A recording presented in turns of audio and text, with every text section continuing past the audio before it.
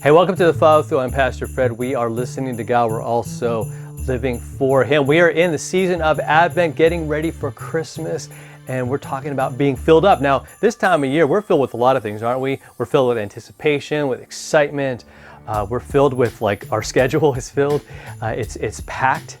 But today I want to talk about being filled with joy, being filled with the Holy Spirit, and not just stress and anxiety and overwhelm.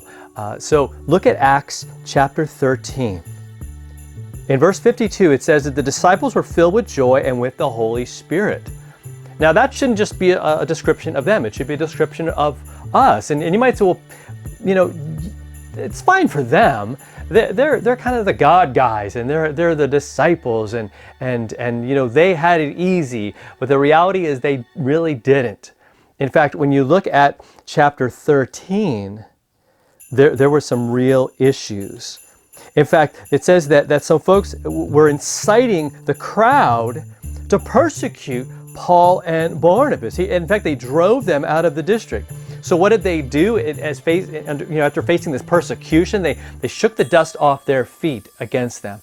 Again, this wasn't them just being rude. I mean, they were being persecuted. And they said, you know what? We're moving on. We're moving on. You're rejecting this. And so we're going to keep trying to bring it to you, but we're not going to we're not going to be filled with your guilt. We're not going to be filled with your shame or all the other things you're throwing at us, right? You can have them, is what they're saying. We want joy.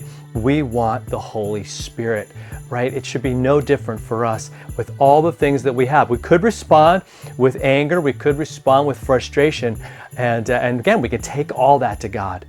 He is there for us.